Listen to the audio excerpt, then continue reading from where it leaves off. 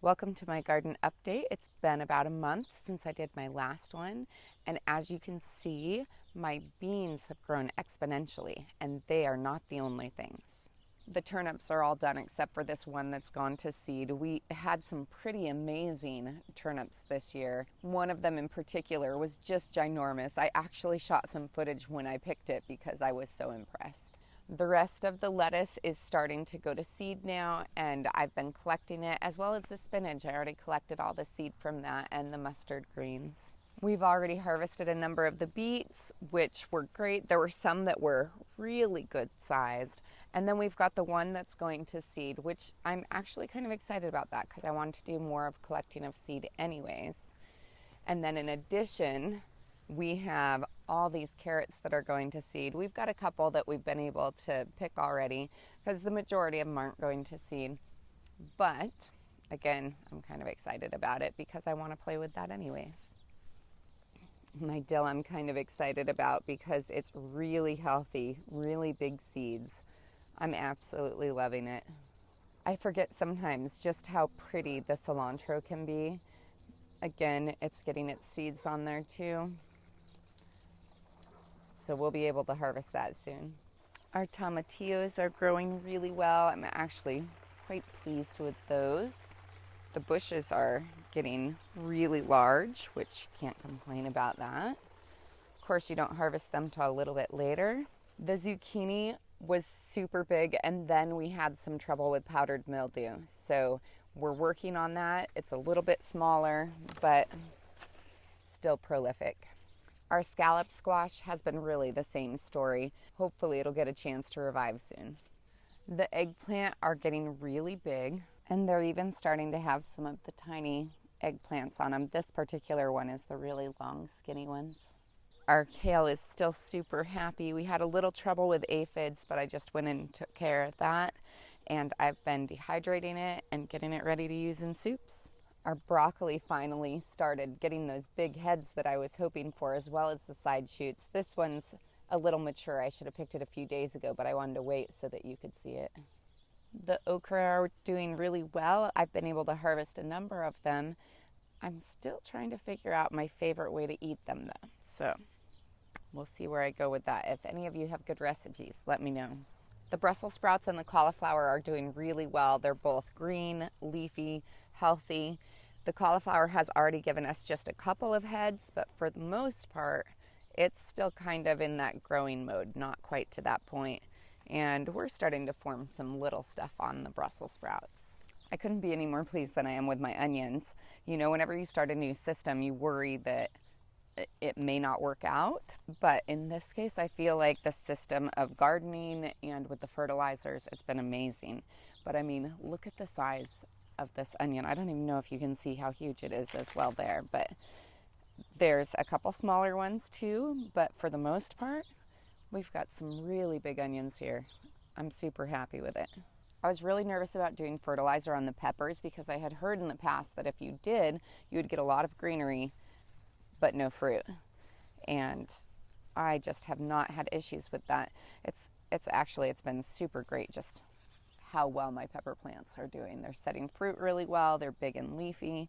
I had the occasional one early on that seemed like it was doing well and then just died all of a sudden. I'm assuming it's some kind of bacteria or virus or something, but the rest of them are doing really well.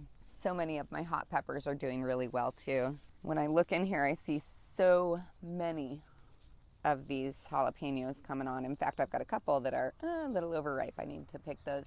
Sometimes I like letting them go red so that I can make my chipotle peppers. And just look at how many this plant has here. Definitely happy babies. And one of my favorites, the bean tunnel, is doing really well. I have all kinds of beans coming off it, and some of them have been incredibly long. This one's not even as long as they've been. I've been getting some of them that are like this long. That's pretty incredible to me. I just really love how beautiful this bean tunnel is. And it's really a nice place for the kids. They'll come in here and they'll pick beans and snack on them, and it's just nice and shaded. It's about 10 degrees cooler than the rest. So these are my black-eyed peas, or they might be my purple-eyed peas or pink.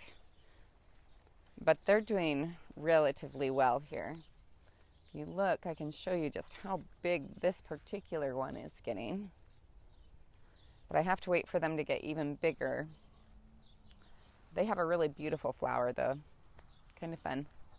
The purple cabbage is finally starting to head up, but we haven't had a chance to collect any of that yet. The green cabbage is doing fabulously. It has been for a while, and we've already done sauerkraut and a bunch of cabbage salads. The trellis has been great for our lemon cucumbers. They're growing up it really well, being really prolific, which is great because they're one of my kids' favorite ones to just come in and snack on. As you can see, all of the cucumbers have been very happy along this. One of the nice side effects is that it gives you nice, straight cucumbers. When they're growing, they're not going to be as curved. Now, with this system, I also feel like I've had a lot longer cucumbers instead of the short ones. This one isn't even what I would consider incredibly large. It's a good sized one, but I've had them much larger and much wider. What you see here are my watermelon hammocks. If you were to grow a large watermelon on a trellis like this, and you didn't provide support, then it would go ahead and break from the vine before it was ripe as it was getting heavier. So what I did is I went ahead and designed a little pattern and crocheted up some of the watermelon hammocks. I also made them into some honeydew hammocks, and I've got some pumpkin and cantaloupe ones on the way. The only difference is the colors. And sometimes it's nice to have them color coded just because then you can see what you've got growing where. Really easy way. Plus, I kind of like how it looks. I'll put a little link below to where you can find my pattern for this. In the past, growing a good-sized watermelon has been a little bit difficult for me, usually about this size, and it's already done, or maybe even a little bit smaller. But with this system, it seems to be working really well. In fact, I can't make enough of these hammocks fast enough. My only complaint at this point is how tight it is in here. We put our beds about a half a foot closer than they had in the instructions. Now I kind of wish that we had gone about a half a foot wider, just because with this trellis system, it ends up being so close together. And it's not as bad down low, so I catch myself crouching through it a lot, but at the top, you get really crowded. Here's an example of the honeydew hammock. This one doesn't really quite need it yet, not till it gets a little bit bigger, but I like putting them on there before it gets too big. You can see just how huge all of these tomato plants have gotten. Our trellis system is more than 6 feet tall, and they're going well beyond it. We have a fair number of tomatoes that are starting to set already, and we've also gotten a fair number that are already red. So not too many of the bigger ones, just a couple. We've already harvested a number of the cherry tomatoes, and it's just amazing to me how many are on each little string and how large the cherry tomatoes are. I mean, that's not your tiny cherry tomato. The pumpkins have been pretty fun to do, but I have this amazing large pumpkin right here that decided to grow right at the top of my trellis. So I've got a little net underneath him. It seems to be keeping them up there okay, but I mean, it's got to be at least 25 pounds already. So we'll see how that goes. Most of the time, you want to plant your smaller pumpkins over here, and we did for the most part. We did like the little sugar pumpkins, but somehow that one snuck in the mix. I even have pumpkins that are turning a little bit orange, which was really surprising to me because it is so early yet in the season. I mean, mid-July, I don't normally get that. The corn has gotten amazingly tall. It's like 9 feet at the top, and I'm getting at least 2 good ears per stalk, which is great because a lot of times before I would get, more like 1. The potatoes are still looking really good. I've hilled them up a number of different times, and I'm really looking forward to seeing what we get out of them at the end of the year. That's kind of the fun thing about a potato. It's like this surprise gift. You don't know what you're going to get.